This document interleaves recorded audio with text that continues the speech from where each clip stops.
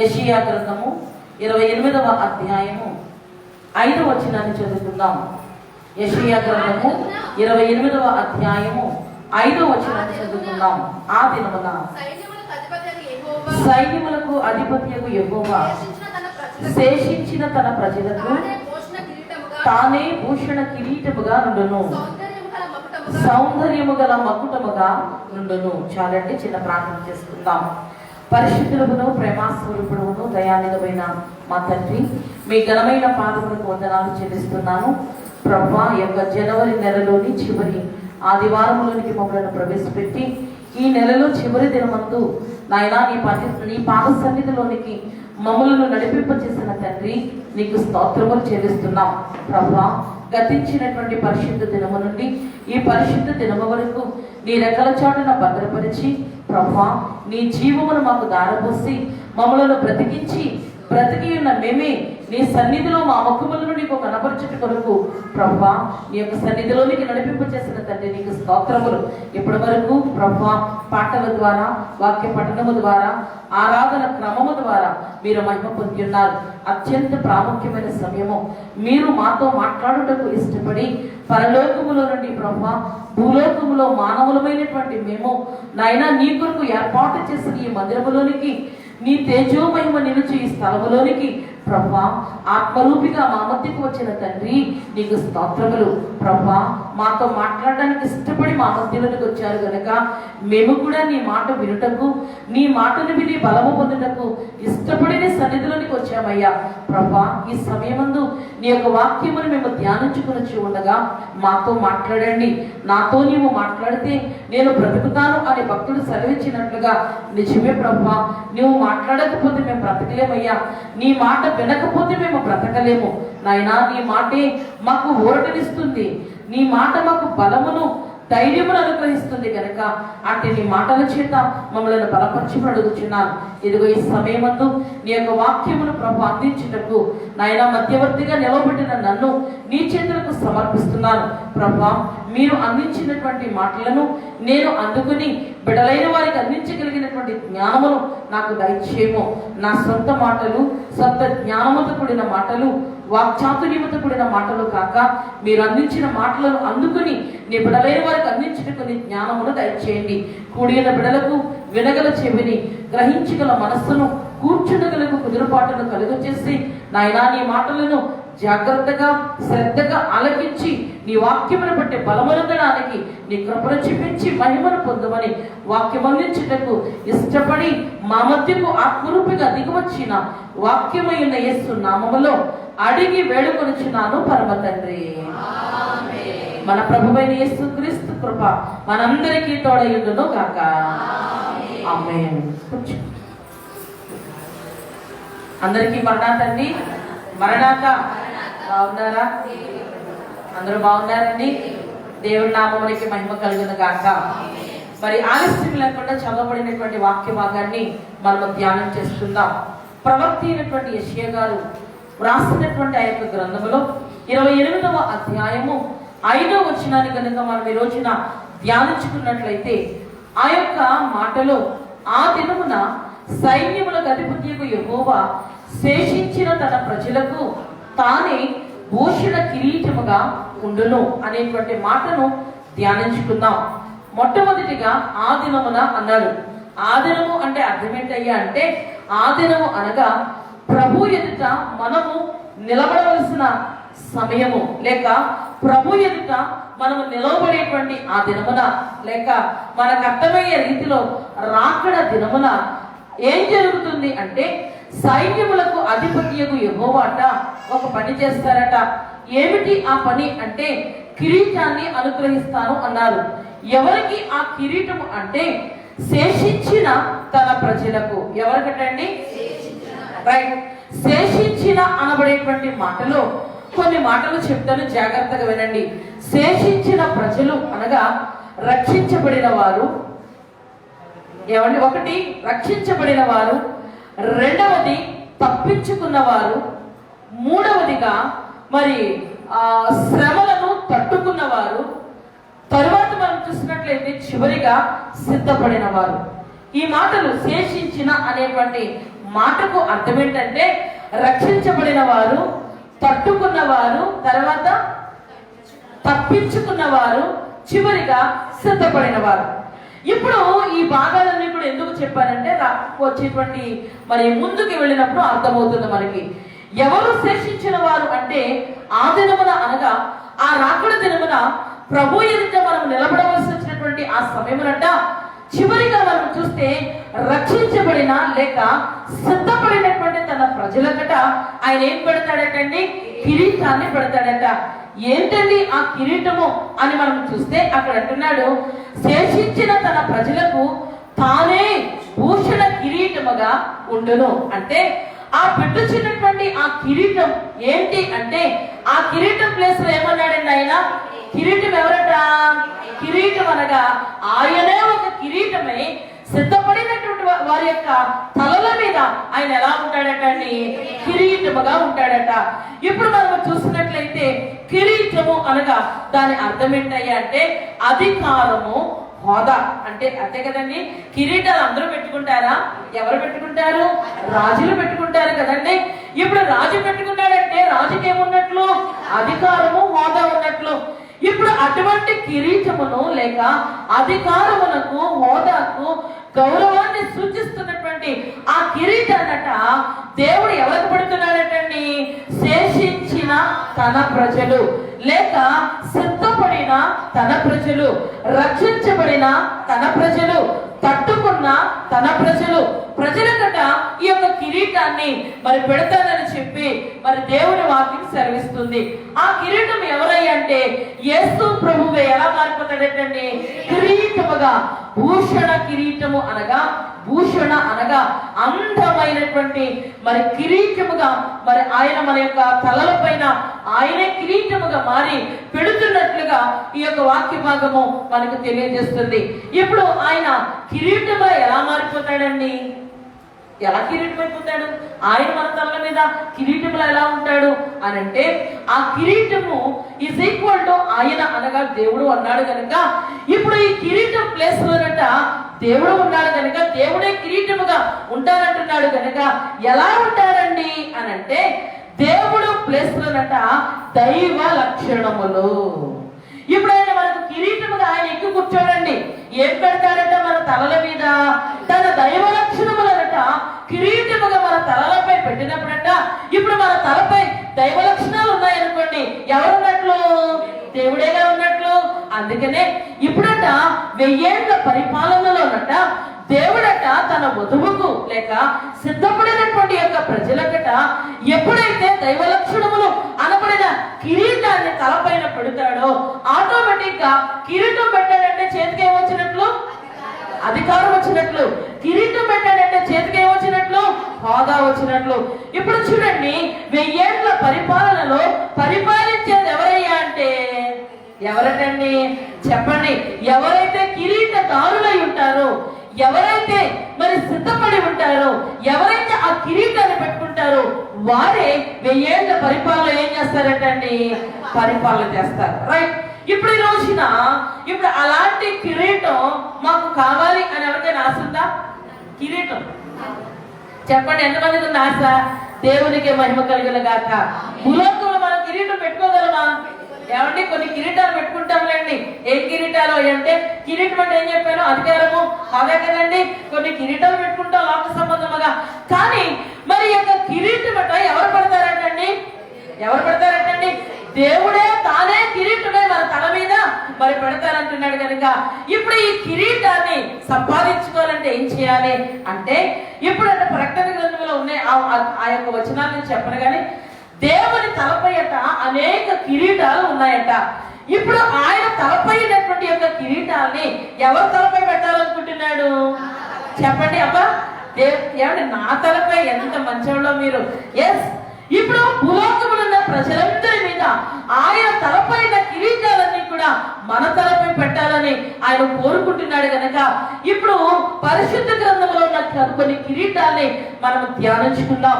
మరి ధ్యానించుకునేటప్పుడు గత కాలంలో మరి గత సంవత్సరంలో మరి నవంబర్ నెలలో అక్టోబర్ నెలలో మనము 7 సంఘములను గురించి ప్రకటన గ్రంథంలో ఉన్న 7 సంఘముల చరిత్ర గురించి గురించి మనము ధ్యానించుకున్నాం.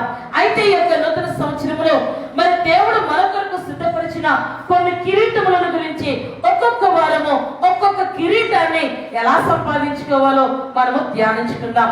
ఈ రోజున ఒకసారి పరిశుద్ధ గ్రంథంలో మరి మొట్టమొదటి కిరీటాన్ని కనుక మనము జ్ఞాపకం చేసుకున్నట్లయితే చూడండి, తిమోథీయులకు రాసిన 2వ పత్రిక 4వ అధ్యాయము 8వ వచనాన్ని చదువుకుందాం. ఇక మీదట నా కొరకు నీతి కిరీటము ఉంచబడి ఉన్నది. చాలండి, చదవబడినటువంటి పాఠ్యభాగంలో అపోస్తలుడైనటువంటి పౌలు తిమోథీయులకు రాసిన 2వ పత్రికలో 4వ అధ్యాయము 8వ వచనాన్ని కనుక మనము ధ్యానిస్తే ఆయన అంటున్నాడు, పౌలు గారు అంటున్నాడు, ఇక మీదట నా కొరకు నీతి కిరీటము ఉంచబడి ఉన్నది. అంటే ఆయన అంటున్నాడు, ఏంటి ఇంత ధైర్యం ఏంటండి, ఆయన కొరకు ఏం దాచిపెట్టబడిందంట అంటే ఈయన నీతి కిరీటాన్ని చూశాడంటారా? అంత కాన్ఫిడెన్స్ ఏంటి? అయితే ఒకసారి మనమందరం కూడా ఇప్పుడు ఏం కావాలని కోరుకుంటున్నాం? కిరీటం కావాలనుకుంటున్నాము కనుక ఒక్కసారి అపోస్తలుడైన పౌలు గారి దగ్గరికి వెళ్ళి, అయ్యా మీరింత కాన్ఫిడెంట్ గా ఇంత ధైర్యంగా నా కోసం నీతి కిరీటం ఉంది అని అంటున్నారు కదా, ఆ కిరీటం కాస్త ఎలా సంపాదించుకోవాలో నాకు కూడా చెప్పరా అని కనుక మనం అడిగితే ఆయన ఎంతకు వెళ్ళి, అయ్యా మీరే ఆ రోజున ప్రభు పెట్టేటువంటి ఆ భూషణ కిరీటములో ఒక కిరీటమైనటువంటి ఈ యొక్క నీతి కిరీటాన్ని మీరు ఎలా సంపాదించుకున్నారండి అని కనుక అడిగితే, చూడండి, నీతి కిరీటం అనేటువంటి మాటలో ఒక లక్షణం ఉంది. ఏంటి ఆ లక్షణం చెప్పండి? ఎస్, నీతి. ఇప్పుడు నీతి అనే లక్షణం ఎవరిది?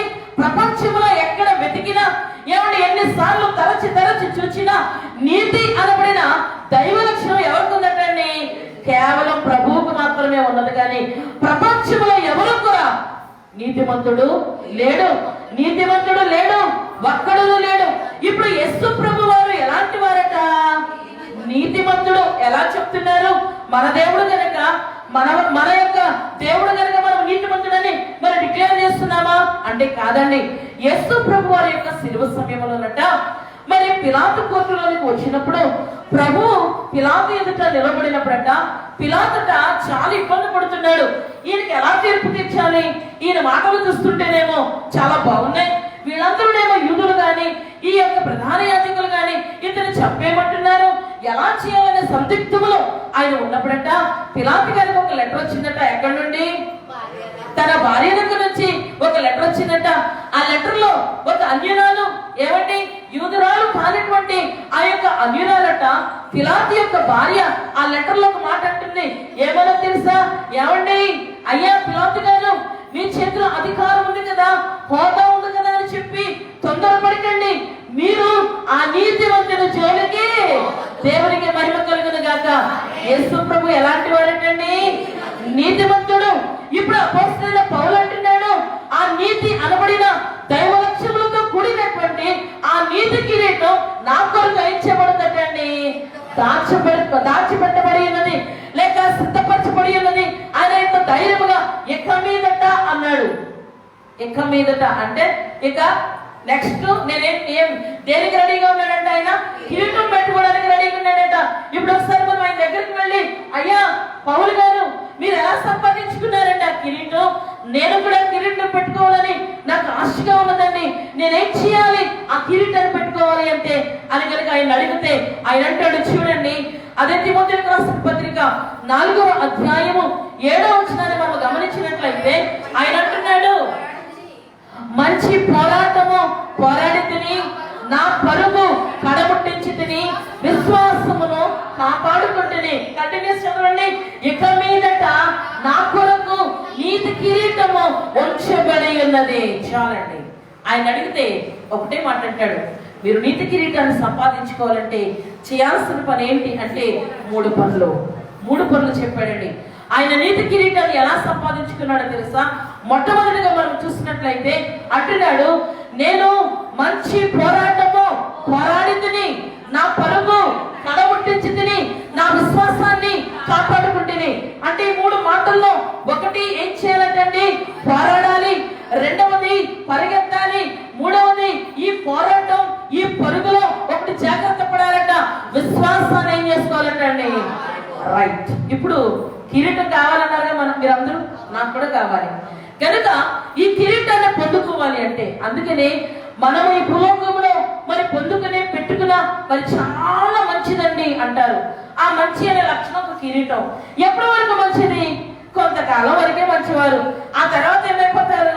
చెడ్డవారైపోతారు. అనగా ఈ భూలోకంలో వచ్చేటువంటి ఏ కిరీటములైనా సరే క్షయమైపోతాయి, నశించిపోతాయి. కానీ ఇప్పుడు మనం చెప్పుకుంటున్నాం చూడండి, ఆ కిరీటాలు ఎలాంటి కిరీటాలు అంటే అక్షయమైనటువంటి కిరీటములు. కనుక ఈ కిరీటాన్ని సంపాదించుకోవడానికి మనం అందరూ కూడా ప్రయాసపడాలి.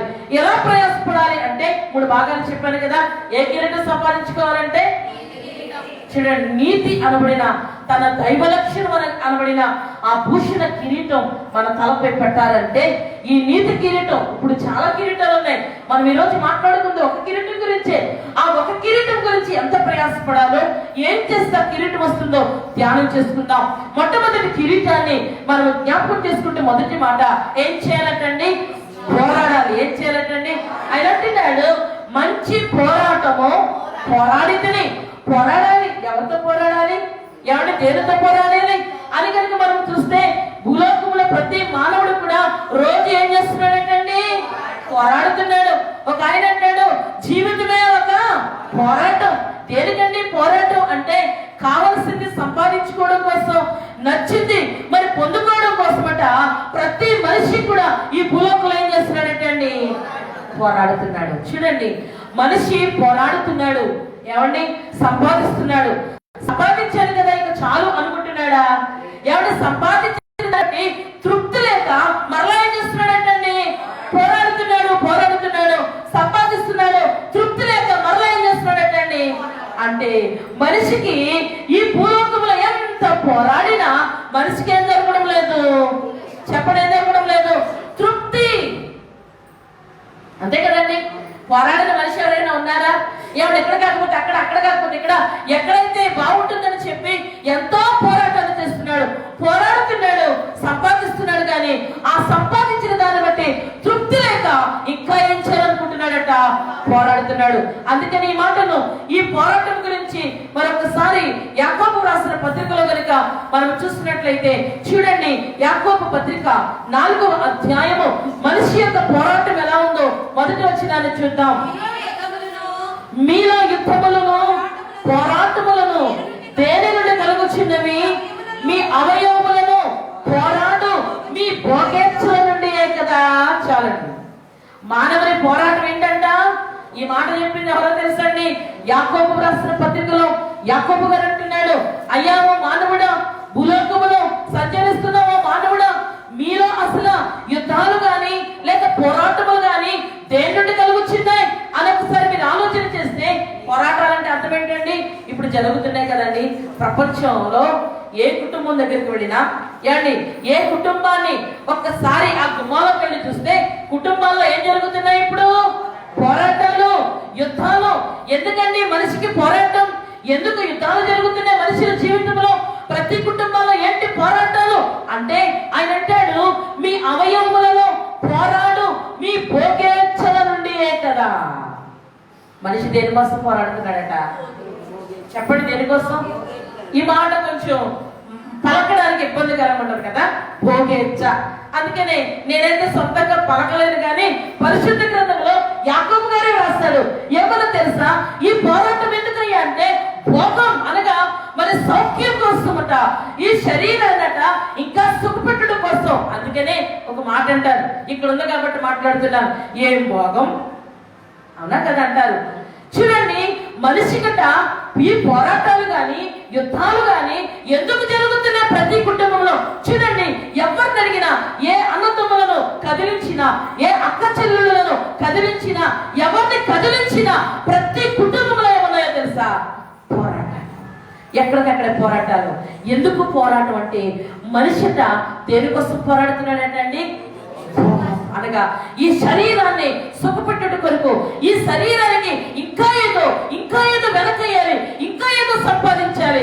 ఎంత సంపాదించినా చివరికి మనిషి ఏమైపోతాడంటండి? ఏమైపోతాడు మనిషి? భూలోకంలో శాశ్వతంగా ఉంటాడా? ఉండడానికి తెలిసినా సరే మానవుడు దేనికోసం పోరాడుతున్నాడట? భోగేచ్చుల కొరకు పోరాడుతున్నాడు. అందుకని చూడండి అదే మాటలో రెండవ వచనాన్ని మనం చూసినట్లయితే, మీరు ఆశించుచున్నారు కానీ మీకు దొరుకుటలేదు. చూడండి చూడండి, శరీరాన్ని సుఖపుట్టుడు కొరకు పోరాడుతున్నారు, యుద్ధాలు చేస్తున్నారు, ఆశపడుతున్నారు, ఆశపడి పోరాటాలు చేస్తున్నారు, కానీ అవి మీరు కోరుకున్నవి ఏమవుతుందంటండి, దొరకడం లేదు. నరహత్య చేస్తున్నారు. చూడండి ఈ పోరాటం, చూడండి ఈ భోగేచ్ఛత మనుషుల చివరికి ఏం చేస్తుందంటండి, నరహంతకుడుగా కూడా మార్చేస్తుంది. నిజమే, ఆస్తులు తగాదాల్లో కొంతమంది అయితే దెబ్బలాడుకుంటున్నారు, పోరాడుకుంటున్నారు, విడిపోతున్నారు. మరికొంతమంది అయితే ఒకరినొకరు ఏం చేసుకుంటున్నారంటండి, నరహత్య చేస్తున్నారు. మత్సరపడుదురు కానీ సంపాదించుకోలేరు, పోట్లాడుదురు, యుద్ధము చేయుదురు కానీ దేవుని అడగనందున మీకేమీ దొరకదు. ప్రపంచంలో ఉన్న మానవుడు తెలుసుకోవాల్సిన నగ్గర సత్యం ఏంటి అంటే, భూలోకంలో 2 పోరాటాలు ఉన్నాయండి. భూలోకంలో అంటే యేసు ప్రభు వచ్చిన తర్వాత ఒక పోరాటం ప్రారంభమైంది. ఏంటి అంటే, ఒకటి శరీర పోరాటం, రెండవది ఆత్మీయ పోరాటం. శరీర పోరాటం దేనికోసం పోరాటం? శరీర సంబంధం అంటే ఈ శరీరాన్ని సుఖపడటం కోసం, ఏమంటే శరీరాన్ని చక్కగా మంచిగా చూసుకోవడం కోసం పోరాడుతున్నాం. అయితే చిత్రం చెప్పమంటారా, ఈ శరీరం కోసమట ఈ భూలోకంలో మనం ఏం చేయాల్సిన పని లేదు, పోరాటాలు యుద్ధాలు చేయవలసిన పని లేదు. ఎందుకో తెలుసా, అక్కడ అంటున్నాడు మీరు పోరాడతారు, నరహత్య చేస్తారు, మత్సర పడతారు, పోట్లాడుతారు, కానీ ఒక పని చేయట్లా. ఏంటది? దేవునిని అడగనందున మీకు ఏమీ దొరకదు. అద్భుతమైన విషయం ఏంటో చెప్పంటారా, ఈ భూలోకంలో నీ శరీరాన్ని ఏమంటే సంతోషముగా నువ్వు కొనసాగాలి అంటే నువ్వు ఏం చేయవసరం లేదు, పోరాడవసరం లేదు. ఒక పని చేయాలట. ఏంటది? దేవునిని అడగాలి. దేవునికి మహిమ కలుగును గాక. అందుకనే నీకేం ఇష్టం అడుగు, అది నేను తప్పకుండా నీకు నచ్చినది నేనేం చేస్తానంటున్నాడు, నీకు కావలసినది అడుగును, నేను తప్పక ఇస్తాను. నీకు ఇచ్చిన నాకు ఆనందము, నువ్వు అడుగుంటే నాకు ముచ్చట అన్నాడు. అంటే ఈ శరీరానికి ఏది కావాలో దానికోసం ఏం చేయాలంటే మనం ఏం చేయాలంటే ఎవరిని పోరాడగలదు, దేవుణ్ణి అడగాలి. ఏమండి, పోరాడడం ఈజీయా, అడగడం ఈజీయా? చూడండి మనిషి ఎంత పాపం వివేకో తెలుసా, ఈజీగా ఉన్నా అడగడం మానేసి కష్టంగా ఉన్న పోరాటానికి బయలుదేరుతున్నాడట. అడిగితే తీరిపోయేదానికి ఏం పట్టుకుంటున్నాడట, పోరాటాన్ని పట్టుకుంటున్నాడట. ఈ సత్యాన్ని ఏమంటే మనం గమనించాలి. అందుకని అపోస్తలుడైనటువంటి పౌలు గారు అంటున్నాడు, నేను ఎలాంటి పోరాటం పోరాడాడట, ఆయన మంచి పోరాటం. ఏంటి ఆ పోరాటం అంటే, చూడండి ఇప్పటి వరకు మనం ఏం పోరాడుతున్నామో చెప్పాను, కానీ ఇప్పుడు ఆ నీతి కిరీటం సంపాదించాలంటే ఏం పోరాటం చేయాలో మాట్లాడుకుందాం. అదే కదా, మనం చేసేది తెలియాలి, చేయవలసింది తెలుసుకోవాలి. ఇప్పుడు మనం ఇప్పటివరకు చేసేది ఏంటో మనం తెలుసుకున్నాం. అయితే ఇప్పుడు మనం చేయాల్సిన పోరాటం ఏంటి అంటే మంచి పోరాటం అన్నాడు. ఏంటి ఆ పోరాటం అంటే ఆత్మీయ పోరాటం. చెప్పండి ఏంటంటే, ఏంటండి ఈ యొక్క ఆత్మీయ పోరాటం అంటే, మనలో మందిరానికి వచ్చినటువంటి మనందరిలో చాలా మంది కూడా మనము ఎప్పుడైతే రక్షణ బాప్తిస్మము పొందామో, లేక బాప్తిస్మం పొందినప్పుడు ఒకవేళ మీరు తెలుసుకోలేదేమో, కానీ ఇప్పుడు నేటి కాలంలో మీ అందరూ కూడా నేను అనుకుంటున్నారు ఏం ప్రారంభించాలనుకుంటున్నారంటే, మీరు ఆత్మీయమైన జీవితాన్ని, నేను అంటున్నాను నిజమేనా, మేము ఆత్మీయ జీవితాన్ని లేక ఆత్మీయ ప్రయాణాన్ని మేము ప్రారంభించమన్నాం. చేతులెత్తండి. ఏమంటే అందరూ ఎత్తున్నారు కాబట్టి మొత్తానికి నేను కూడా ఎత్తే బాగుంటుందని ఎత్తారా? నిజంగా ప్రారంభించారా? ఎక్కడ చెప్తున్నా దేవుడి సన్నిధిలో, రైట్? మీరందరూ ఏం ప్రారంభించారు? ఆత్మీయ ప్రయాణం ప్రారంభించారు. ఇప్పుడు యొక్క శరీర సంబంధముగా పోరాడుతున్నారు కదా. ఇప్పుడు మంచి పోరాటం అని పౌలు గారు అన్నారు కనుక మనం అందరూ ఏ ప్రయాణం స్టార్ట్ చేస్తామంట, ఆత్మీయ జీవితంలో ఆత్మీయమైనటువంటి ప్రయాణము ప్రారంభించాము కనుక ఇప్పుడట ఈ ఆత్మీయమైనటువంటి ప్రయాణము ఎప్పుడైతే మనము ప్రారంభిస్తామో ఆ ఆత్మీయ ప్రయాణంలోనట మనకు కొన్ని శత్రువులు ఎదురవుతాయి. ఎవరంటండి చూస్తే, ఈ ఆత్మీయమైనటువంటి ప్రయాణం ఎప్పుడైతే ప్రారంభించామో ఈ ఆత్మీయమైనటువంటి ప్రయాణంలోనట మనకి కొన్ని ఏం ప్రారంభమవుతాయేమంటండి, ఏమంటే అందుకనే కదా మంచి మార్గమున ఆటంకములు మాటిమాటికి వస్తాయి కదా. ఇప్పుడు మనం ప్రారంభించిన పోరాటం ఏ పోరాటం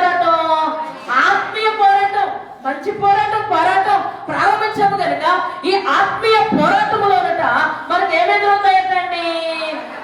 శత్రువు ఎదురవుతారట. శత్రువు అట ఎక్కడి నుంచో రాదటండి. శత్రువు ఎక్కడున్నాడో తెలుసా?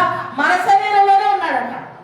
రైట్, చూడండి ఈ మాటలు ఒకసారి మనం చూసినట్లయితే గలతీయులకు రాసిన పత్రిక ఏంటండి ఆత్మీయ పోరాటంలో మనకి ఎవరైనా శత్రువు అని చూస్తే 5వ అధ్యాయము మరి 17 వచనాన్ని చదువుకుందాం. చూడండి, ఆత్మీయ పోరాటం ఎవరితో పోరాడాలి? దేనితో మన పోరాటం? ఈ మంచి పోరాటం దేనితో చేయాలి అంటే చూడండి 17వ వచనంలో, శరీరము ఆత్మకును ఆత్మ శరీరమునకును విరోధముగా అపేక్షించుచున్నవి, ఇవి ఒకదానికొకటి వ్యతిరేకముగా ఉన్నవి కనుక మీరేమి చేయ నిశ్చయింతురో వాటిని చేయకుందరు. చాలు. ఎందుకే ఈ మంచి ఆత్మీయ పోరాటంలో శత్రువు ఎవరంట? చెప్పండి, అర్థమైందా మీకు? ఇప్పుడు శరీరం ఎక్కడుంది? ఈ దేహంలో 2 ఉన్నాయి. ఏంటంటే ఒకటి శరీరము, రెండవది ఆత్మ. ఇప్పుడు మొన్నటిదాకా శరీరం కొరకు పోరాడావు. ఆ పోరాటం మంచిది కాదు. ఈ శరీరం కేవలం నిష్ప్రయోజనం అని తెలుసుకుని శరీరాన్ని పక్కన పెట్టి ఈ శరీరానికి కావాల్సిన దేవుణ్ణి అడుగుదాం అని అనుకుని ఇప్పుడు నువ్వు ఏం ప్రారంభించావు? ఆత్మీయ ప్రయాణాన్ని ప్రారంభించావు.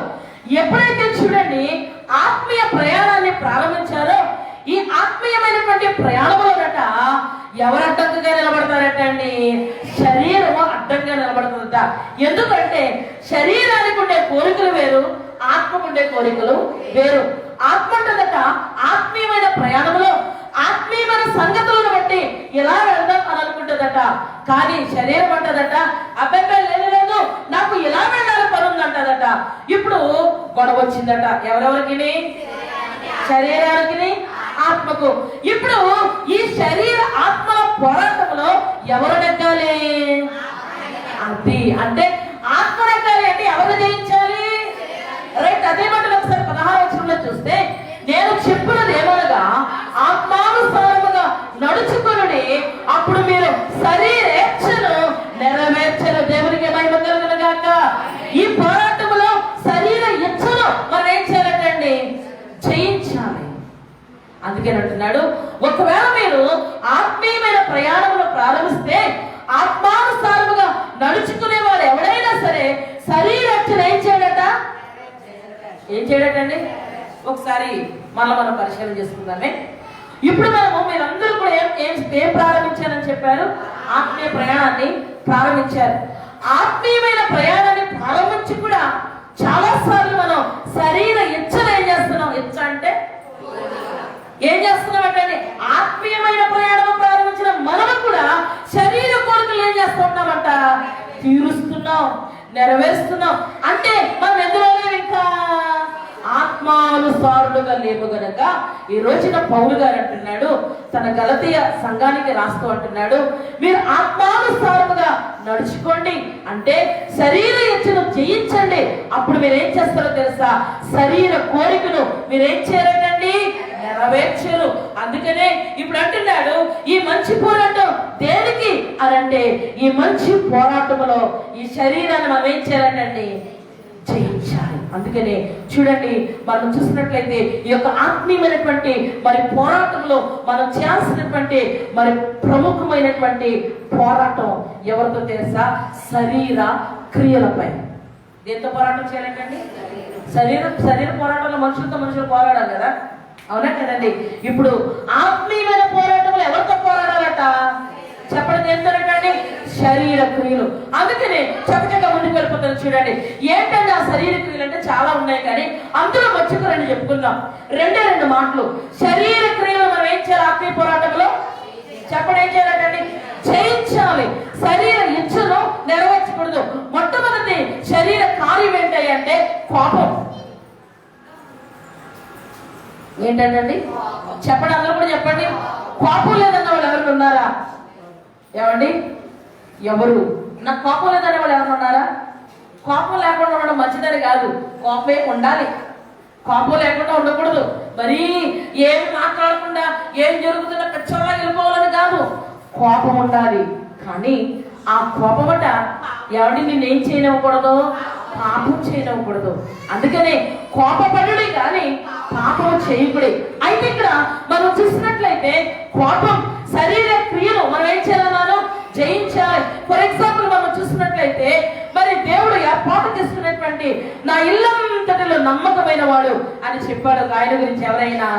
మోషే. ఒక రోజుట మోషే కొండ మీదకి వెళ్ళి కొండ మీద నుంచి దిగొచ్చేసరికి కొంచెం ఆలస్యమైందట. ఆలస్యమయ్యేసరికి కొండ దిగువన ఏం జరుగుతుందట అండి? ఏం జరుగుతుంది? దేవునికి ఇష్టం లేని పని జరుగుతుంది. ఇప్పుడు వారు చేసింది తప్పు పనా మంచి పనా? తప్పు పనే. ఇప్పుడు మోసే కోపపడ్డం తగునా తగదా అంటే తగును.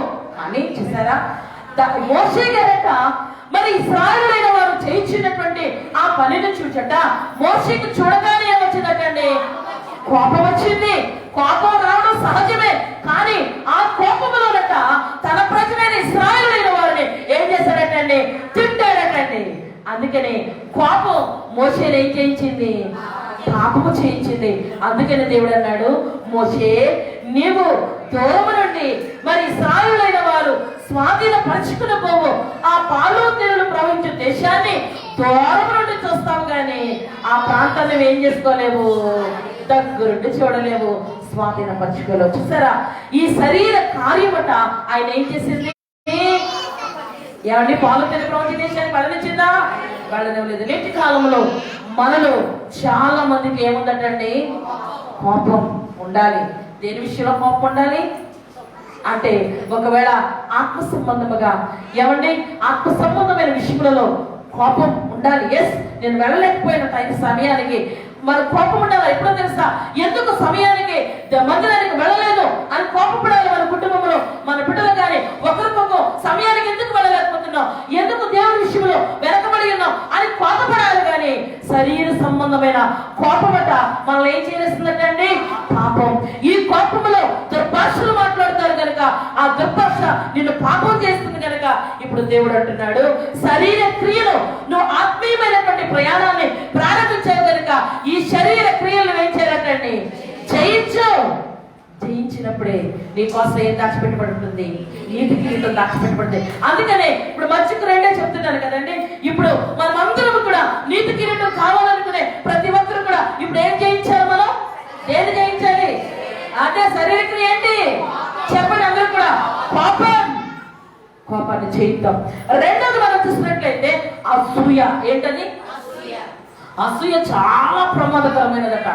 చూడండి, నేను బయటకు వెళ్ళాను, మీకు తెలుసా పెద్దగా నేను బయట గురించి నేను చెప్పను కానీ పరిశుద్ధ గ్రంథంలోనే ఒక ఆయన ఉన్నాడట.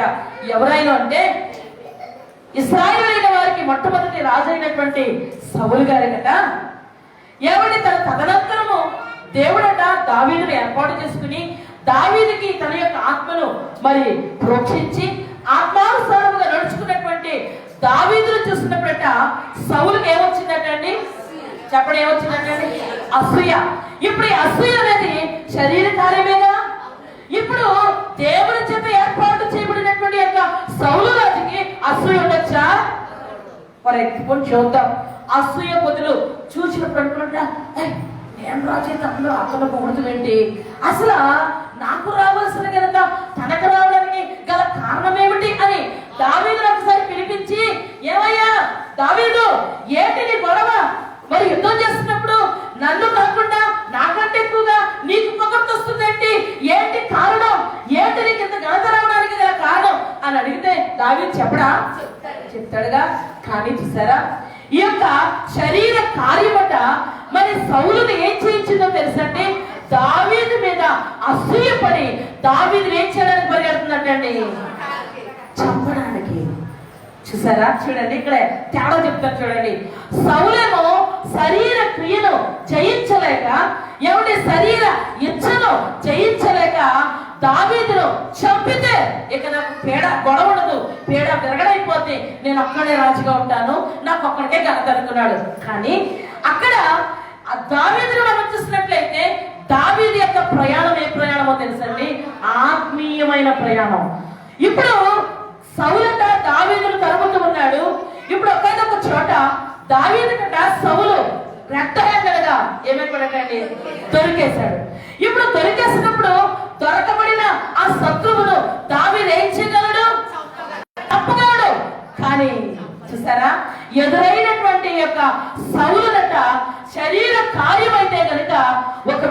దావీదట చంపేసేవాడే, పట్టేసుకునేవాడే, మరి చిక్కించుకునేవాడే. కానీ అక్కడట దావీదు ఆత్మీయమైన ప్రయాణంలో ఉన్నాడు, ఆత్మీయమైన పోరాటాన్ని కొనసాగిస్తున్నాడు. కనుక ఈ ఆత్మీయమైన పోరాటంలో శరీర ఇచ్చను అతను ఏం చేయాలంటే జయించాడు. కనుక ఒక మాట అన్నాడు, ఏమన్నా తెలుసా? దేవుని చేత అభిషేకము పొందిన వారిని నేనేం చేయకూడదు. అబ్బా, దేవునికి మహిమ కలుగును గాక. అంటే దావీదు ఏం చేశాడు? శరీర ఇచ్చను జయించాడు.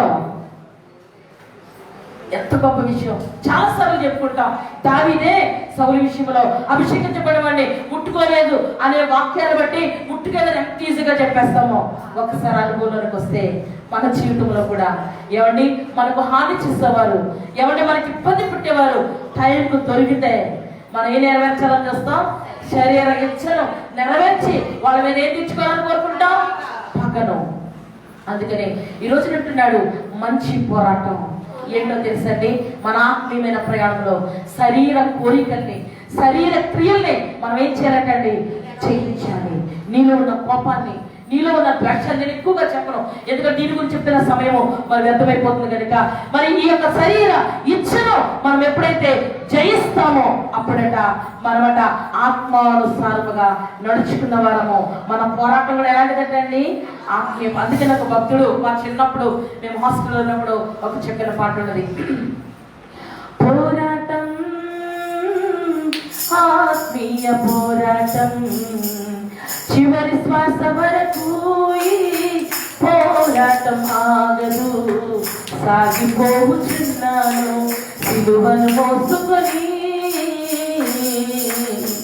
నా గమ్య స్థానానికి, నా యేసుతో కలిసి పోరాడుచున్నాను, అపజయమే ఎరుగని జయశీలుడాయన, నా యేసుతో కలిసి పోరాడుచున్నాను, అపజయమే ఎరుగని జయశీలుడాయన,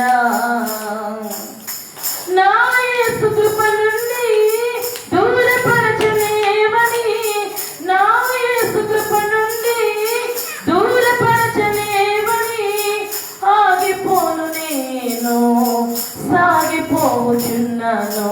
పోరాటం ఆత్మీయ పోరాటం చివరి శ్వాస వరకు పోరాటం ఆగదు, సాగిపోచున్నాను సిలువను మోసుకొని నా గమ్య స్థానానికి. ఏం పోరాటం అంటండి? ఏం పోరాటం? ఆత్మీయ. ఈ పోరాటం ఏమవుతుందండి? ఆగదు. ఎక్కడి వరకు వెళ్ళేదాకా? గమ్యస్థానం చేరేదాకా ఈ శరీరం ఏం చేస్తూ పోవాలట? అలా పోరాడమే. పౌలు గారు నేను మంచి పోరాటాన్ని పోరాడి నా శరీర ఇచ్చను, నా శరీర క్రియలను నేనేం చేస్తానంటున్నాడండి? చేయించాను. మనము కూడా ఏం చేద్దాం?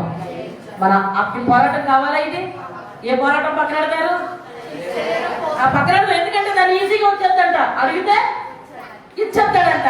అడిగితే పోయేదని పోరాటం తాగేందుకు. అందుకని పోరాటాన్ని పక్కన పెట్టి ఏం చేయడం ప్రారంభిద్దాం? అడగడం ప్రారంభిద్దాం. శరీరానికి చక్కగా అన్ని సౌకర్యాలు చూద్దాం. బాగుంది. ఇప్పుడు ఆత్మీయమైన పోరాటమును ప్రారంభించి ఆత్మీయ పోరాటంలో శరీర ఇచ్చును మనందరము జయించడము గాక. రైట్. రెండవదిగా చూద్దాం. మంచి పోరాటం పోరాడాను. రెండవది, నా పరుగు కడముట్టించితేనే. ఇప్పుడు పరిగెత్తాలట. పోరాటం బాగానే ఉంది, శరీరంతో పోరాడుతున్నా, ఇచ్చలతో పోరాడుతున్నా, బాగుంది. రెండోది ఏం చేయాలంటండి? పరిగెత్తాలి. మనిషి భూలోకంలో పరిగెడుతున్నాడు, పరిగెడుతున్నాడు, అక్కడికి పరిగెడుతున్నాడు, ఇక్కడ పరిగెడుతున్నాడు. అందుకనే దైవజనులు అన్నారు, ఎన్ని తిరిగినా పోనే పోవు పాపంబులు, ఎంత ఎత్తినా పోనే పోవు, ఎన్నాళ్ళు పుణ్యక్రియలన్నీ చేసినా పోవు, అన్ని చేసిన క్రీస్తు నందు నమ్మిన గానీ. మనిషి ఏం చేస్తున్నాడండి?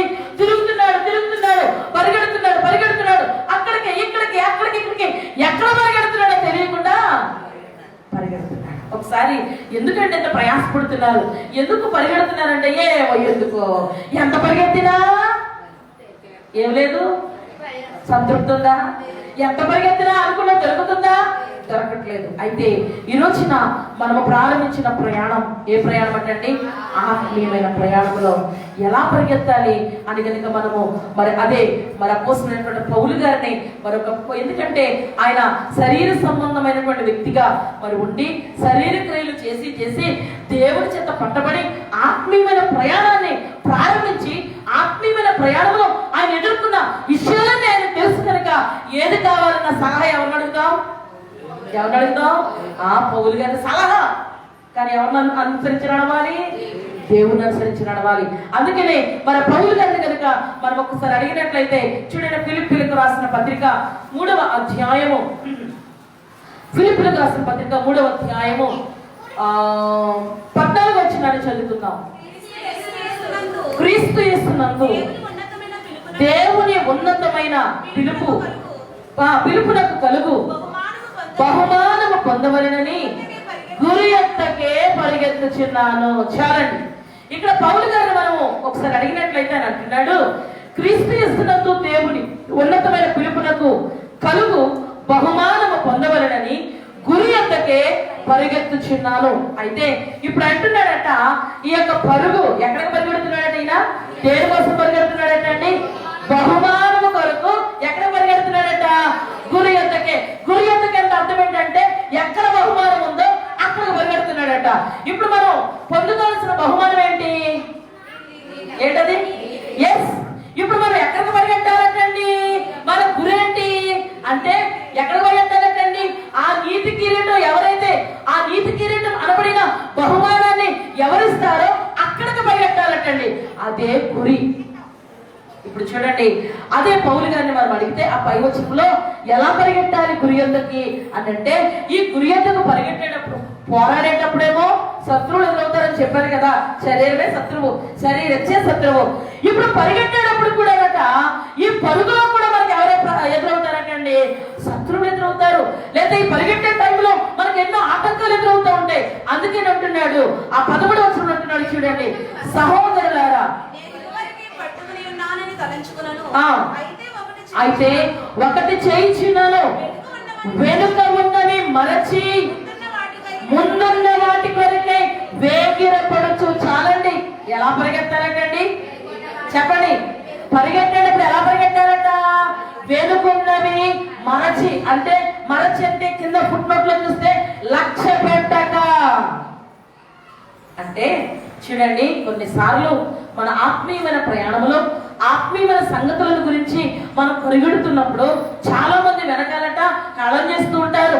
ఎందుకు పరిగెడుతున్నావు, ఎంతంత హడావిడి, అస్తమాటు దేవుని సన్నిధికైనా అస్తమాటు ప్రార్థనలేనా అని చెప్పట మనలో కొన్ని విషయాలు ఏం చేస్తూ ఉంటాయటండి? వెనక్కి లాగుతాయట. అందుకని అంటున్నాడు, వెనుకున్నవి లక్ష్య పెట్టక, నిన్ను వెనక్కలాగే సంగతులను లక్ష్య పెట్టక ముందున్న వాటి కొరకు వేగరపడుతూ ఏం చేయాలటండి? పరిగెత్తారట. చూడండి, వెనుకున్నవి లక్ష్య పెట్టక అన్నాడు. ఈ మాటకు మనం దైవజనులైనటువంటి దేవదాసయ్య గారు వ్రాసినటువంటి ఆ యొక్క సన్నిధి క్రమంలో శిరచ్ఛేదంలో 7వ ఉంది. 7వ శిరచ్ఛేదంలో చెప్తున్న జాగ్రత్తగా వినంటే, ఈ పరిగెట్టేటప్పుడు మనల్ని వెనక్కలాగే మన యొక్క ఆత్మీయ పోరాటంలో వెనక్కలాగే సంగతులు చెప్తున్నా చూడంటే, అక్కడ అంటున్నాడు 7వ శిరచ్ఛేదంలో, దేవుడు చేసిన ఉపకారములను తలంచుకొని స్తుతి చేయుటకు సిద్ధపడి కూర్చున్న విశ్వాసి యొక్క హృదయంలోనికి వెళ్ళి స్తుతి చేయకుండా ఆపు చేయవాడు సాతాను. కష్టములు కలిగినప్పుడు అతడు దేవుని మీద విసుగుదల పుట్టించి స్తుతి జరగలేడు అంటాడట. ఒక్కడే కుమారుడై ఉండగా ఆ బిడ్డను కూడా దేవుడు తీసేసుకున్నాడు, అరవలేకపోయినాడు అని తలంపు పడితే ఎట్లు స్తుతి చేయగలరు అంటే, ఈ వెనకలాగే పరిస్థితి అట ఎవరికి కల్పిస్తారటండి? అపవాదట మనసులోకి వచ్చి స్తుతి చేయాలని కూర్చుంటే స్తుతి చేయకుండా ఏం చేస్తాడట? ఆపు చేస్తాడట. ఎందుకు ఇంత ప్రయాసపడి వెళ్తున్నావు? నీకు ఒక్కడే కొడుకు, దేవుడికి తెలదా? ఆ ఒక్కడు కూడా ఏం చేసేసాడు? ఇప్పుడు ఎప్పుడైతే ఇలాగన్నాడు ఆటోమేటిక్ గా విశ్వాసంగా మనసు ఏమైపోతుంది? పరిగెట్టగలదా? నిజమే కదా. ఎంత నమ్మాను, ఎంత ప్రయాసపడ్డాను, ఇంత దేవుడికి ఇన్నిసార్లు ఇన్ని చేశాను, ఇంత పరిగెత్తాను, మందిరానికి ఇన్నిసార్లు వెళ్ళాను, ఏం చేశాడు, ఈ కష్టం నాకెందుకు వచ్చింది, ఈ శ్రమ నాకెందుకు వచ్చింది అన్నట ఎప్పుడైతే ఈ మనసులో ఈ ఆలోచన కలుగు చేస్తాడో నువ్వు ఇంకా ఎదురు పరిగెట్టగలవా? అప్పుడు మన పరుగు ఏమైపోద్ది, కుంటు పడిపోద్ది. ఒక నిమిషం ఆగింది. పరుగు పందంలో పరిగెట్టేవాడు ఏమండి పరిగెడుతున్నప్పుడు తన పరుగుని కాసేపు ఆయాసం వస్తుందని నిల్చుంటాడా?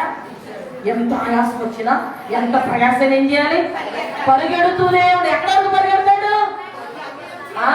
నేను మొదటి స్థానం చేరాలి కనుక ఆ మొదటి స్థానం దొరికేదాకా పరిగెడుతూనే ఉంటాడు. మధ్యలో ఆగుతాడా? అందుకని అంటున్నాడు పౌలు గారు, నేనంట వెనుకున్న వాటిని లక్ష్య పెట్టగా ముందున్న వాటి కొరకై వేగులు పొడుచు క్రీస్తు యేసునందున్న దేవుని ఉన్నతమైన పిలుపులకు కలుగు బహుమానము పొందవలెనని గురి ఎత్తకే. అంటే మన విశ్వాసం లేక మన ఆత్మీయమైన ప్రయాణంలో మధ్యలో మనం ఏం చేయకూడదంటండి. ఏమండి కొన్నిసార్లు కష్టములు కలిగినప్పుడు దేవుని మీద ఏం కలిగిస్తాడంటండి, చొప్పటిగా మనే ఏమండి అనుకోలేదన్న వాళ్ళు ఏమన్నా ఉన్నారా? చాలా సార్లు మనం అనుకుంటాం కదండి, ఎంత చక్కగా మనం అన్ని ప్రాంతాలకు వెళ్తున్నాం, ఇంకా మనకి కష్టపడి ఏమిటి వస్తున్నాయి, చూడు శుభ్రంగా పలవడానికి గుడి లేదు బడి లేదు, హ్యాపీగా ఎంజాయ్ చేస్తున్నారు, చక్కగా ఎంజాయ్ చేస్తున్నారు, వాళ్ళకి ఏ కష్టం లేదు అని నీ మనసులో ఆత్మీయ పోరాటంలో పోరాడేటువంటి నువ్వు ఆత్మీయ ప్రయాణంలో ఈ చిన్న విసుగుదల వస్తే పరిగెట్టగలవా?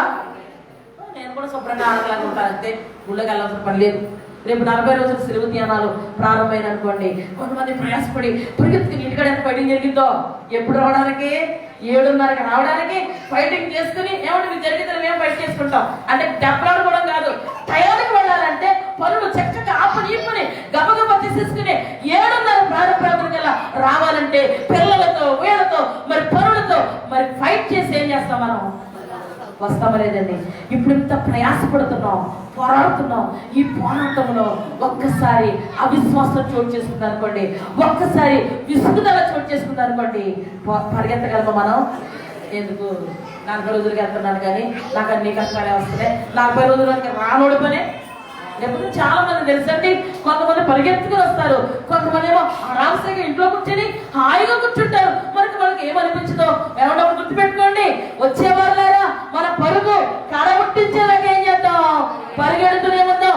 ఇంట్లో కూర్చున్న వాళ్ళకి రేపు పొద్దున్నట్ట మన తల మీద నీతి కిరీటం పెడితే మనకు అధికారం హోదా వస్తే ఎంత గొప్పడైనా మన చేతి కిందే ఉంటాడు. దేవునికి మహిమ కలుగును గాక. హోదా కావాలా నీకు? ఇప్పుడు ప్రజెంట్ పరిస్థితులు కావాలా? చెప్పండి. హోదా కావాలా? హోదా కావాలంటే ఈ ప్రస్తుతం మనం ఎదుర్కొన్నప్పుడు ఎవరి వైపు చూడద్దు, వచ్చేవాళ్ళ వైపు, రాని వారి వైపు చూడద్దు. నీ యొక్క చూపు ఎక్కడ ఉండాలంటండి? గురి మీదే నీ చూపు పెట్టుకోవాలి. అందుకే నా పై వచ్చిన 12వ వచనం అంటున్నాడు, దేనికోసం పరిగెడుతున్నాడు అంటే ఇదివరకే నేను గెలుచుతున్నది అయినను, ఇదివరకే సంపూర్ణ సిద్ధి పొందుతున్నది అయినను నేను అనుకోలేదు, కానీ అనుకోవటం లేదు. కానీ నేను చూడండి, ఇది చాలా ప్రాముఖ్యమైన మాట, దేని నిమిత్తము క్రీస్తు యేసు చేత పట్టబడుతున్నో దాన్ని పట్టుకోవాలని పరిగెడుతున్నాను. దేవునికి మహిమ కలుగును గాక. దేనికోసం పరిగెడుతున్నాడట చెప్పండి? దేనికోసం నేను పట్టబడ్డానో దాన్ని పట్టుకోవడం కోసం. ఇప్పుడు ఈ దేనికోసం పట్టబడ్డాడు? సౌలు గారు అలాగే ఉన్నాడు అనుకోండి, సౌలు హింసకుడు, దోషకుడు, హానికుడు కదా, అలాగే ఉన్నాడు అనుకోండి. ఒకవేళ ఆయన చనిపోతే ఎక్కడికి వెళ్ళేవాడు చెప్పండి? ఎక్కడికి వెళ్ళేవాడు? నరకానికి వెళ్ళేవాడు. ఇప్పుడు దేవుడట నరకానికి వెళ్ళవలసినటువంటి సౌలు ఏం చేసుకున్నాడు? పట్టుకున్నాడు. ఎక్కడ పంపుదామని? రైట్. ఇప్పుడు అదే అంటున్నాడు ఆయన, నేను దేని కోసం అయితే పట్టబడ్డానో అది పొందుకోవడం కోసం నేనేం చేస్తున్నాను అన్నాడు. రైట్. అంటే పౌలు గారు దేనికోసం పరిగెడుతాడంటే నా ప్రభువు నన్ను నరకానికి వెళ్లకుండా మోక్షానికి వెళ్ళాలని నన్ను పట్టుకున్నాడు. నేను మోక్షానికి వెళ్ళాలని పట్టుకున్నాడు కనుక నేను ఆ మోక్షం చేరే వరకు కూడా నేను అక్కడికి ఏం చేస్తానంటున్నాడండి?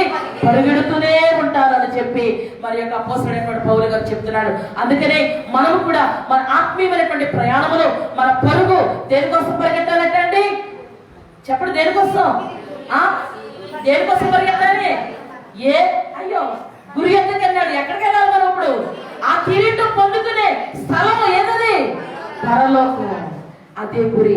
ఆ బహుమానం ఎక్కడ దొరుకుతుందో అక్కడికి మనం చేరాలి. అందుకని మరి చక్కని పాట ఉంది, శోధనలు నన్ను చుట్టి వచ్చిన సాతాను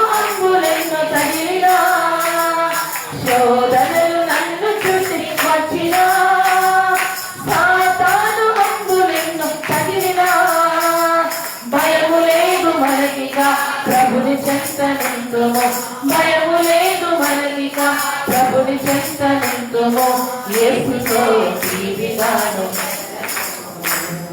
యేసుతో టీవీగాను యేసుతో టీవీగాను పోదమా అడ్డుగా వచ్చి వైరి గెలవను.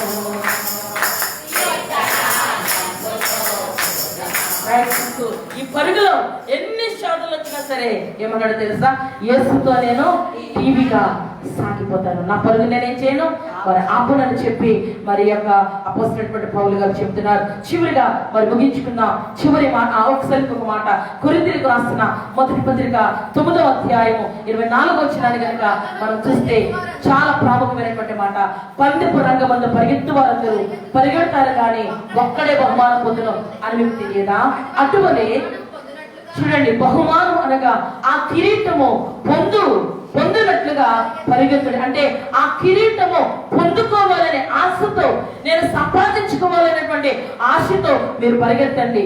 మరియు పందెమందు పోరాడు ప్రతివాడు అన్ని విషయములందు మితముగా ఉండును. చూడండి, వారు క్షయమగు కిరీటము పొందుటకును, మనమైతే అక్షయమగు కిరీటమును పొందుటకును మితముగా ఉన్నాము. దేవునికి మహిమ కలుగును గాక. ఏమంటే పందెపు రంగమందు చాలా మంది 10 మంది రన్నింగ్ రేస్ లో పార్టిసిపేట్ చేస్తారు కదండి. ఈ పార్టిసిపేట్ చేసిన వాళ్ళు అందరికీ ప్రైజ్ వస్తుందా? బహుమానం ఎవరికి వస్తుంది? ఒక్కడికే వస్తుంది. ఈ పరిగెట్టే వాళ్ళనట అందరూ పరిగెడతారు కానీ మరి అందరికంటే ఇంకా ప్రయాసపడి ఎవరైతే ముందు పరిగెడతారో వారికి మాత్రం ఏం దొరికిందటండి? బహుమానం దొరికింది. ఇప్పుడు పౌలు గారు అంటున్నారు, ఆ బహుమానం పొందుకోవాలని నేను ఏం చేస్తున్నాను? పరిగెడుతున్నాను. మనం కూడా ఏం పొందుకోవాలని పరిగెట్టాలంటండి? బహుమానం పొందాలని పరిగెత్తాలి. ఇప్పుడు చూడండి, ఆ యొక్క పందెపు రంగమందు పోరాడేవాడట, రంగంలో లేక రన్నింగ్ రేస్ లో పార్టిసిపేట్ చేసేవాడట, అన్నిటి యందు ఎలా ఉంటాడట? మితముగా. అంటే ఎలాగా? మితముగా అంటే అర్థం ఏంటో తెలుసా? తన బాడీ పెట్టుకుంటాడు. ఎలాగంటే ఎంత తినాలో, తన శరీర బలములకు అవసరమైన ఆహారాన్ని తీసుకుంటాడు, చేయవలసిన వ్యాయామాన్ని చేస్తాడు. మరి మనకులాగా అందరిలాగా చెట్టం పడుకుంటూ ఆయన చేస్తాడా? చేయడు. ఎంత ఆహారం తినాలో అంత ఆహారం తింటాడు. ఎక్కువ తినకూడదు, ఎక్కువ తింటే పరిగెత్తలేడు, తక్కువ తిన్నా పరిగెత్తలేడు. ఇప్పుడు మన ఆత్మీయమైనటువంటి ఈ పరుగు పందెంలో ఏమండి, ఈ ఆత్మీయమైనటువంటి ప్రయాణంలో ఎక్కువ తినకూడదు. ఈ మాట చాలా ప్రాముఖ్యం. చాలా మంది నేటి కాలంలో ఏది పడితే అది వినడానికి చూస్తూ ఉంటారు. ఏది పడితే అది తింటే పందెంలో పరిగెట్టగలరా? పరిగెట్టలేరు. వారికంటూ కొన్ని నియమ నిబంధనలు ఉంటాయి. ఇవి మాత్రమే తినాలి, ఇలా కూడా తినాలని ఉంటాయి. అందుకని ఆత్మీయమైనటువంటి యొక్క పరుగులో ఏది పడితే, ఏ మేత పడితే ఆ మేత తినకూడదు. ఒక మేతకి అలవాటు పడండి, ఆ మేతను తినండి. ఆ మేత మనకి ఏమిస్తుందట? బలం ఇస్తుంది. ఏది పడితే ఆ మేత నోట్లో వేసేసుకుంటే, ఏ పుట్టు పడితే ఆ పుట్టు తినేస్తే ఈ పొట్ట తట్టుకోగలదా? ఆత్మీయమైనటువంటి ప్రయాణంలో, ఈ ఆత్మీయమైన పరుగులో ఏది పడితే అది తినకండి. ఏమండి, శ్రేష్టమైన ఆహారాన్ని తినండి. ఆ ఆహారం మనకి ఏమిస్తుందండి? బలమిస్తుంది. రెండవదిగా తక్కువ తినకూడదు. అంటే ఆహారం లేకపోతే ఆత్మీయమైనటువంటి పరుగు పరిగెత్తగలవా? అంటే ఆహారం ఉండాలి, కంపల్సరిగా ఆహారాన్ని తీసుకోవాలి అంటున్నాడు. I keep my body in my control అంటున్నాడు ఈ యొక్క పౌలు గారు. అంటే నా శరీరాన్ని నేనేం చేసుకుంటున్నానో తెలుసా? నలగొట్టుకుంటున్నా. నా శరీరం నా ఆధీనంలో ఉంటుంది. అందుకని ఈ యొక్క ప్రయాణంలో, ఈ పరుగులోనట బహుమానము దొరికే వరకు మనం ఏం చేయాలంటండి? పరిగెడుతూనే ఉంటాం. ఈ పరుగులోనట అన్నిటి యందు మితముగా ఉంటాం. జాగ్రత్త అండి. మితముగా అంటే మనం కంట్రోల్ చేసుకుందాం. లోకం వెళ్ళిపోయేటువంటి మాటలో మనం ఏం చేయకూడదటండి? వెళ్ళకూడదటండి. లోకం వెళ్ళిపోయేటువంటి మార్గంలో మనం వెళ్ళకూడదు కనుక మనము మరి కాపాడుకుందాం. బహుమానం కొరకు పరిగెడదాం. చివరిగా మనం చూసినట్లయితే నా విశ్వాసమును కాపాడుకుంటుంది. ఎందుకే మరి చాలా ప్రాముఖ్యమైనటువంటి మాట ఏంటో తెలుసా? ఈ యొక్క పోరాటంలో, ఈ పరుగులోనట చాలా జాగ్రత్తగా కాపాడుకోవాల్సింది ఏంటో తెలుసండి? మన విశ్వాసం. మేము పరిగెడుతున్నాం కదా, పోరాడుతున్నామంటే సరిపోదంటండి. ఈ పరుగులో, ఈ పోరాటంలో మనం దేని జాగ్రత్తగా చూసుకోవాలంటండి? మన విశ్వాసాన్ని చాలా జాగ్రత్తగా మరి కాపాడుకోవాలి. ఇంత పరిగెత్తి, ఇంత ప్రయాసపడి, ఇంత పోరాటం చేసట మనం చివరికి విశ్వాస భ్రష్టులము కాపాడుకోకూడదు. మరి చివరిగా మరి యొక్క విశ్వాసాన్ని కాపాడుకోవడానికి రెండు మాటలు చాలా ఉన్నాయి. విశ్వాసాన్ని కాపాడుకోవడానికి రెండు మాటలు చెప్తున్నాను చూడండి. మన ఆత్మీయమైనటువంటి ప్రయాణంలో మన విశ్వాస జీవితంలో రెండు ఉండకూడదట. ఏంటది? ఒకటి విసుగుదల ఉండకూడదట, రెండవది సంశయం ఉండకూడదు. చెప్పండి, ఏముండకూడదు? విసుగుదల, సంశయం. ఎందులో చూడండి, ఈ యొక్క ఆత్మీయమైన పోరాటంలో ఒక పక్కన పోరాడుతూ ఒక పక్కన పరిగెడుతూ దేని కాపాడుకోవాలంటే మళ్ళీ విశ్వాసం అనేది చాలా ప్రాముఖ్యమంటండి. విశ్వాసం లేకపోతే రెండో జరగవు. అందుకనే ఈ ప్రయాణంలో ఒకవేళ నువ్వు విశ్వాసాన్ని కోల్పోతావేమో, అందుకనే నా విశ్వాసాన్ని నేను కాపాడుకున్నాను అంటే మనం మన యొక్క ఆస్తిని, అంతస్తుని, మన అందాన్ని అన్నింటినీ కాపాడుకుంటావు. కానీ నీ ఆత్మీయ ప్రయాణంలో నీ విశ్వాసాన్ని ఏం చేసుకోవాలి? కాపాడుకోవాలి. ఈ విశ్వాసాన్ని కాపాడుకునే ఈ ప్రయాణంలో రెండు ఉండకూడదు. ఏముండకూడదు అంటే ఒకటి ఏముండకూడదు? ఒకటి విసుగుదల ఉండకూడదు. అనగా విసుగుదల అంటే అర్థం ఏంటో తెలుసా అండి? విసుగుదల అంటే అర్థం ఏంటి? చిరాకు. ఇందాక చెప్పుకున్నాం కదా, అస్తమాటు చిరాకు వస్తూ ఉంటుంది. ఇంత ఇంత ప్రయాసపడి ఇంత ప్రార్థన చేసుకుంటానే ఆమె పరిస్థితి బాగుంది, ఎంత శ్రమ పడతాం, ఎంత ఇలా ప్రయాసపడతాం అనేటువంటి విసుగుదల రాకూడదు. అందుకని అంటున్నాడు దైవజనులు, మన దైవజనులు రాసినటువంటి కీర్తన మొత్తం పాడను. కానీ విసుగుదల చెందరాదు, ప్రార్థన నెరవేర్పు తక్షణమే రాదు. ఎప్పుడొచ్చో ప్రార్థన చేస్తున్నారు, ఎన్ని ప్రార్థనలు చేయాలి, ఇంత ప్రార్థన చేస్తున్నారు, నాకు ప్రార్థనకి ఏమి రావట్లేదు, నెరవేర్పు రావట్లేదని మనకి ఏమి రాకూడదంటే విసుగుదల, చిరాకు, పరాకు వచ్చిందంటే, నువ్వు చిరాకు వచ్చిందంటే నీ విశ్వాసం ఒక పాళ్ళు తగ్గిపోయినట్టే. అందుకని ఈ పోరాటంలో విశ్వాసాన్ని ఏం చేసుకోవాలంటే జాగ్రత్త. దొంగలు వస్తున్నారు, జాగ్రత్త. మీ భక్తం అంటారు కదండి, కరోనా వైరస్ జాగ్రత్త, ఎవరి మాస్క్ పెట్టుకోండి అంటే జాగ్రత్త. వైరస్ వల్ల ఏం చేస్తుందని, అటాక్ చేస్తుందని జాగ్రత్త. దొంగలు వస్తున్నారు, అన్నిటికీ జాగ్రత్త. అది శరీర సంబంధంగా జాగ్రత్త మంచిదే, కానీ నీ ఆత్మీయ జీవితములకు అతి ప్రాముఖ్యమైనది ఏంటో తెలుసా? నీ విశ్వాసం జాగ్రత్త. అది నేను చెప్పేది ఏంటంటే మన విశ్వాసం జాగ్రత్తగా కాపాడుకుందాం. మన విశ్వాసం జాగ్రత్తగా కాపాడబడాలి అంటే మనకట విశ్వాసంలో ఏముండకూడదండి? విసుగుదల. విసుగుదల చెందరాదు, ప్రార్థన నెరవేర్పు తక్షణమే రాదు. విసుగున్నట్టు సిద్ధి వెనకకే వసించుడు దేవుని వాగ్దానముల బటుల వలె. అందుకని మన విశ్వాసంలో తగ్గకుండా ఉండాలంటే విశ్వాసంలో ఏమనకూడదంటండి? రైట్. విసుగుదల లేకుండా ఉంటారా అంటే, విసుగుదల లేకుండా ఉండాలంటే అది వచ్చేదాకా ఏం చేయాలి? విశ్వాసం అంటదంటే వెయిట్ చేయి, కాసేపు ఆగు అంటదట. అందుకనే వచ్చేదాకా అడిగింది, విసుగుదల లేకుండా ఉండాలంట. రెండోది ఏమనకూడదంటండి? సంశయము అంటే అర్థం ఏంటి? అనుమానం. సంశయం అంటే డౌట్. ఈ రోజు మనం మరి మత్తయి సువార్తలో చదువుకున్నాం కదండి. పేతురు గారు అంటే ప్రభువా, నేను నీకులాగా నేను నీళ్ళ మీద నడవాలనుకున్నాను, రావచ్చా అన్నాడట. ప్రభు అన్నారట, వచ్చి పేతురు అంతకంటే భాగ్యపడి పేతురు, నీకు ఆశ కలిగిందా కమా అన్నాడట. పేతురు గారు ఏమో సీరియస్ గా అందులో విశ్వాసంగా ఉన్నాడు కదా, మరి అందుకనే మరి విశ్వాసగా తోలు దిగాడట, నీళ్ళ మీద నడుస్తున్నాడట. నడుస్తున్నప్పుడట ఆయనకి ఏం కలిగిందట? అమితమైన ఆనందం. ఈ ఆనందంలో మెల్లగా నేనేనా అని ఒకసారి చూసుకున్నాడట. కింద ఉన్నాయటండి, నీళ్ళు ఉన్నాయట. అప్పుడు ఆటోమేటిక్ గా ఎప్పుడైతే కన్ను తాను చూసుకుని నేలను చూశాడో వెంటనే అక్కడికి ఏమొచ్చేసిందటండి, నీళ్ళ నడుతున్నారా అనుకున్నాడు, నేనేనా అనుకున్నాడు. డౌట్ వచ్చింది, వెంటనే ఏమైపోయాడు? విశ్వాసంలో ఏమనకూడదు, మళ్ళీ డౌట్. ఏమనకూడదండి? డౌట్.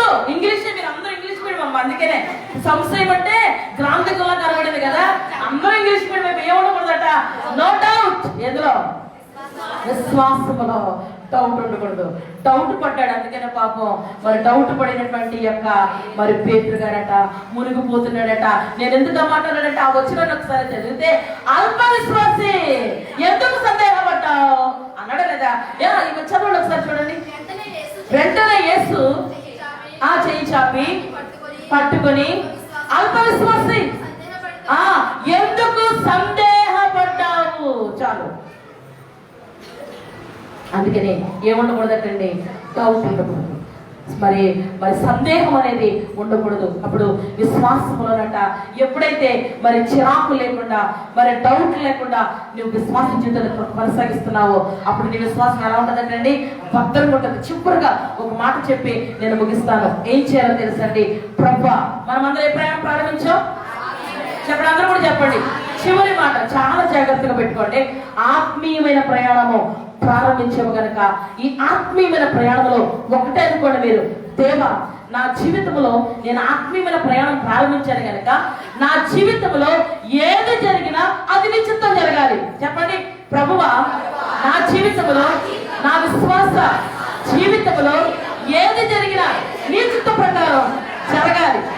అంతే, అదే ప్రార్థన. చూడండి, చివరిగా భక్తుడైన దావీదు రాసిన 143వ కీర్తనలో మరి దావీదు భక్తుడు ప్రార్థన చేసుకుంటున్నాడు దేవుని సన్నిధిలో. చూడండి 10వ వచనం, 143:10లో, నీవే నా దేవుడవు, నీ చిత్తానుసారముగా ప్రవర్తించుటకు నాకు నేర్పము. రైట్, చాలు. ఈయన కోరుకుంటున్నాడు, నా ఆత్మీయమైన ప్రయాణంలో ప్రభువా నేను ఎలా ప్రయాణించాలి? నీ చిత్తానుసారముగా నడవాలి. నేను నీ చిత్తానుసారముగా నడవాలి. నీవు నీ చిత్తాన్ని మాత్రమే నా జీవితంలో జరిగించాలి. ఇప్పుడు ఈయనేమో దేవుని చిత్తం చేస్తుంటే దేవుడేమో తన చిత్తాన్ని మరి ఆయన పక్షంగా చేస్తే మన ప్రయాణంలో ఎలా ఉంటుందో తెలుసా? అపోస్తలుడైన పౌలు అన్నట్లుగా మంచి పోరాటం పోరాడుతున్నాం. ఏమండి, రెండవది, నా పరుగును బహుమానం పొందేదాకా కడముట్టిస్తున్నాను. ఆ వాటిలో లేక ఈ పరుగులో పోరాటంలో నా విశ్వాసాన్ని నేను ఏం చేస్తున్నాను? కాపాడుకున్నాను. ఎప్పుడైతే మన విశ్వాసాన్ని భద్రంగా కాపాడుకుంటామో అప్పుడు అంటున్నాడు ఆయన, ఇదిగో నా కోసం ఏం దాచిపెట్టబడింది? నీతి కిరీటం. కనుక మంచి పోరాటం పోరాడతాం. ఏమంటే మన పరుగును బహుమానం పొందేదాకా పరిగెడతాం, విశ్వాసాన్ని కాపాడుకుందాం. మన కొరకు నీతి కిరీటాన్ని, భూషణ కిరీటమును ఆయన ధరింపు చెట్టుకు సిద్ధముగా ఉన్నాడు కనుక మరంత గొప్ప మహిమ కలిగిన దేవుని చేత పెట్టబడుచున్న దైవ లక్షణము అనబడిన నీతి కిరీటమును పొందుకునే గొప్ప భాగ్యము ప్రభు మనందరికీ అనుగ్రహించును గాక. ఆమేన్. మోకరించి అందరూ కూడా మోకరించి ఒక చిన్న ప్రార్థన చేసుకుందాం. ప్రభువా నాకు కావాలి, ఆ నీతి కిరీటం నాకు కావాలి ప్రభువా అని ప్రతి ఒక్కరు కూడా అడుగుదాం. ప్రభుని అడిగితే ఇస్తానంటున్నాడు కదా. కావాలంటే అడగండి ప్రభువా. ఇదిగో ఇప్పటి వరకు నా పోరాటం లోకానుసారమైన పోరాటం, ఇప్పటి వరకు నా పరుగు లోక సంబంధమైన పరుగు, సంపాదన కొరకు, డబ్బు కొరకు, దానికోసం దీనికోసం పరిగెత్తాను. లేదు, ఇక నుండి నా పరుగు మారిపోయింది, నా పోరాటం మారిపోయింది. నా ఆత్మీయమైన ప్రయాణంలో నాయనా నేను ఆత్మీయమైన పోరాటం, ఆత్మీయమైన పరుగు చేస్తూ పరుగు పెడుతూ నా విశ్వాసాన్ని కాపాడుకుంటానయ్యా. నా నీతి కిరీటం నాకు దయచేయి ప్రభువా అని అడుగుదాం. ప్రార్థన చేసుకుందాం. మహోన్నతుడా నీకు వందనాలు. వెత్తబడిన ఈ మాటలను బిడ్డలైన వారి హృదయంలో మీరు ముద్రించండి. నిజమే, ఆశ కలిగించండి అయ్యా. నేను నీతి కిరీటాన్ని పొందుకోవాలి, నేను నీతి కిరీటం పెట్టించుకోవాలి, అటువంటి అధికారం హోదా నాకు కావాలి అనే ప్రభువా ఆలోచన, అనే ప్రభు ఆశను నాయన అందరికీ ప్రభు కల్పించి, ఆశ కలిగిన వాడు పరిగెడతాడు కదా తండ్రి, ఆశ కలిగిన వాడు సంపాదించుకోవడానికి చూస్తాడు కదా ప్రభువా. మాకు ఆశ కలిగి ఆ నీతి కిరీటమును సంపాదించుకునే గొప్ప వాక్యమును మాకు ప్రసాదించమని, మంచి పోరాటము పోరాడి నాయన పరుగును కడముట్టించి విశ్వాసమును కాపాడుకునే గొప్ప స్థితిని కూడినందరికీ కూడా మీరు దయచేసి మహిమను పొందమని, నీతి కిరీటము చిత్తములను అలంకరింప చేయుటకు ఇష్టపడుచు ఉన్న యేసు నామములో అడిగి వేడుకొనుచున్నాను పరమ తండ్రి. ఆమేన్. మరణాత.